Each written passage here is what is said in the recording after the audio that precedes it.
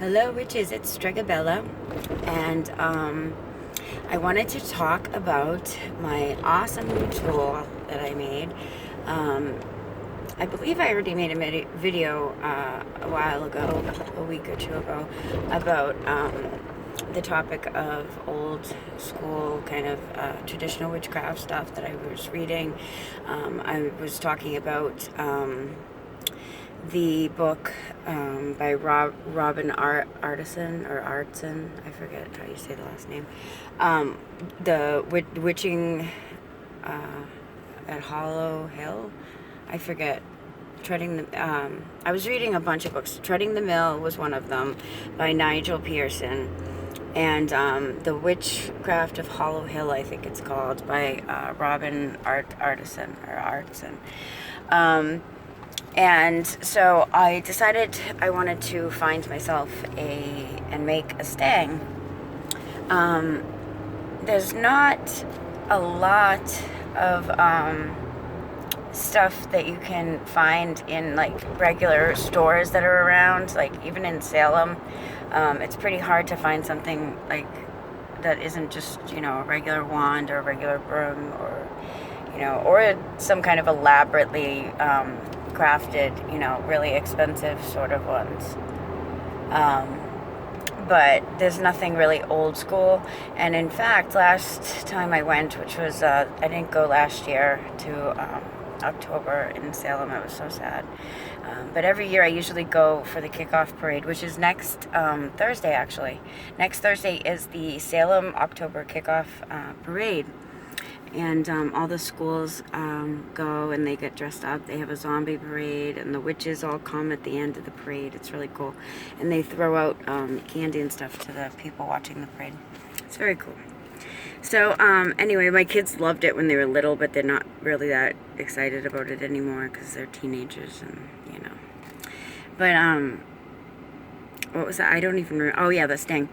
So I saw they finally opened up like a store where some of the stuff actually, the whole shop looked like really kind of like a witch's little house. It was really cool. I don't know if it's still there because the stuff was priced really, really high, considering how, those of us who make that kind of stuff know it's pretty simple to make. You just need to know how to wildcraft and put the stuff together. But it was priced like ridiculous. I couldn't buy anything in the whole store. I did find some books I liked, but then I went online and bought them used, so because they were all like $50 at least. I was looking for my perfect sized stang, because it has to be about the shortest to make a traditional one would be about your shoulder height or higher.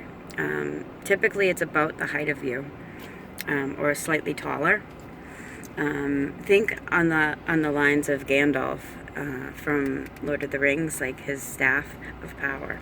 That was really kind of the idea of what, at least in my mind, how I view the stang. And the fact that I learned about, I bought these tiny little, what I thought were going to be tiny little horseshoes.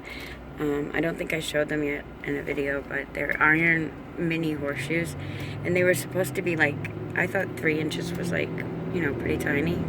Apparently 3 inches is pretty big because they're huge. There's no way I can actually affix one of these on the bottom of my stang. So I may have to get some iron nails or something. So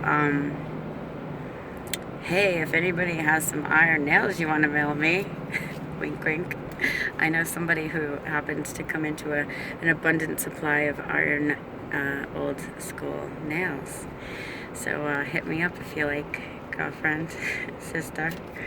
Yeah, so I'm gonna have to affix an iron nail onto the bottom of it. I've only used it twice so far, in official, riding the hedge kind of things. And it's wow.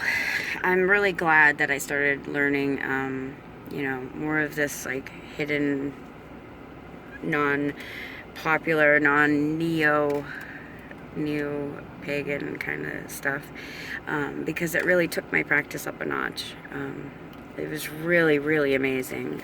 For those of you who haven't done anything outside of the box, like, you know, beyond what your normal, typical, everyday, it's really easy to get stuck in like a spiritual rut where you're not growing or pushing yourself to the next level. And I really try to every once in a while reevaluate myself and like push myself up a notch, because if you don't do that, you're going to get really stagnant, and it's easy to fall into like weaknesses, or to let your guard down, and that's when enemies can get in. Or that's why they say, you know, if you're involved in this kind of stuff, that you always need to be protected. We always hear in the beginning, whenever anybody says, oh, I'm interested in witchcraft, I want to learn, the first thing everybody always tells people is that they need serious protection.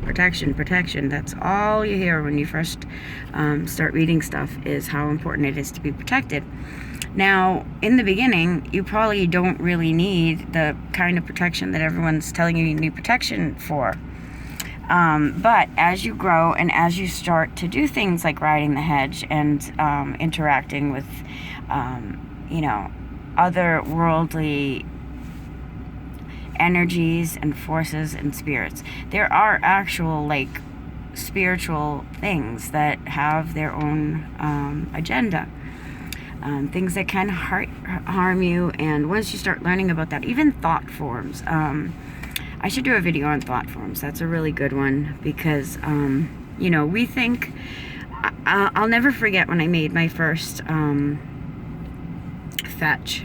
I made an astral fetch. It's like a, you know, it's sort of like Gollum, a golem. I remember when I heard the word golem for the first time, I was thinking it was like Gollum from the Lord of the Rings movie.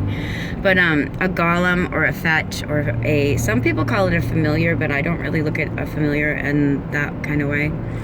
For me, a familiar is your spiritual, like, little buddy, your little, it can be an actual pet, or an animal, or spiritual being that you use to always be with you in ritual or circle or spell work, to go with you and be like your little partner.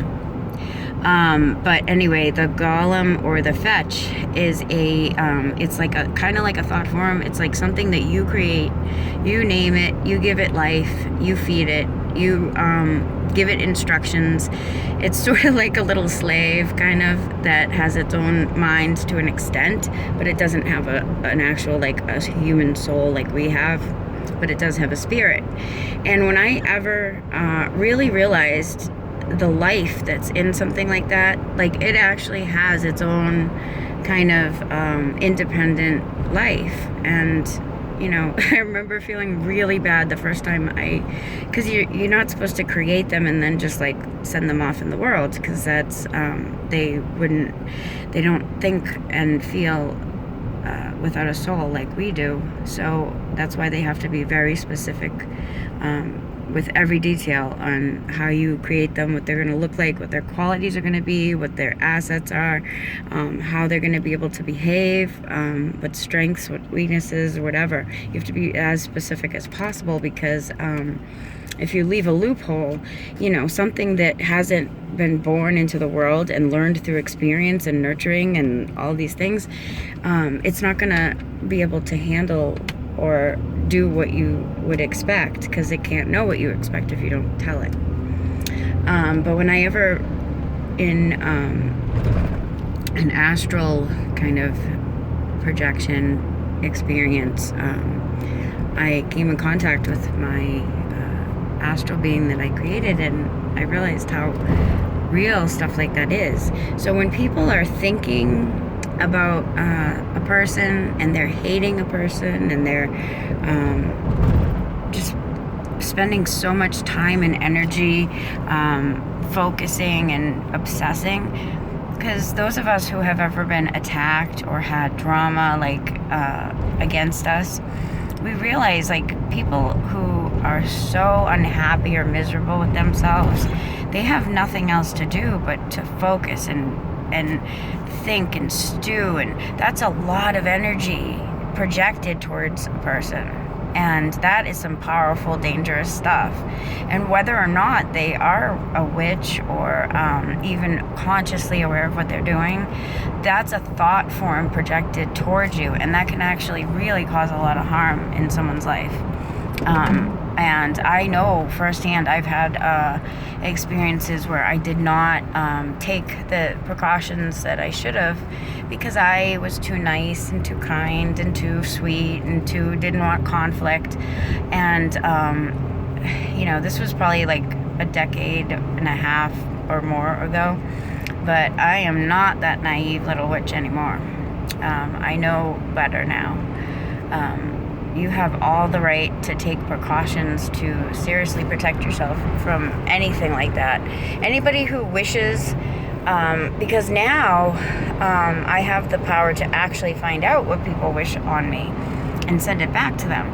And people who have wronged me, that I didn't even realize how wrong they wronged me, when I do protection or what would be called dark moon kind of magic, to send something back or do a protection that's gonna reflect back at someone what they're sending, that stuff is very, very revealing. Sometimes you think somebody hates you and everything, and you know that they do. You know that they wish you nothing but bad things. But if you actually mirror back to somebody truly everything that they think and project onto you, it can be a very shocking experience. That's why as a witch you have to be willing to consider all the options and all the consequences before you do something, because it can even cause death. Because if somebody wishes death upon you, and they truly do, and they really did or said something to send that towards you, it will go back on them. And I know that seriously, and you have to be willing to accept the consequences and the shock of it to realize that somebody wished that on you. And also when stuff like that happens and you realize it, it makes you have to own it and be okay with it. And I know that in the circumstance that I've ever done, things that I've done to send back or protect myself, yes, the consequences have been like very shocking and eye-opening to realize how much hatred somebody would have for me. But I totally fully own it and accept those consequences, because if somebody's wishing death upon another person, that they just don't even care if you got murdered and chopped up in a million pieces and that's what they wished for you, then if that happens to them, I wouldn't feel too bad. I hate to say that, but that's so mean.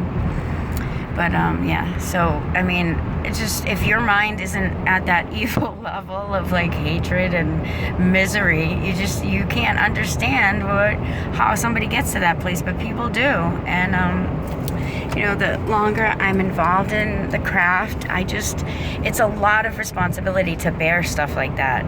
That's why they say with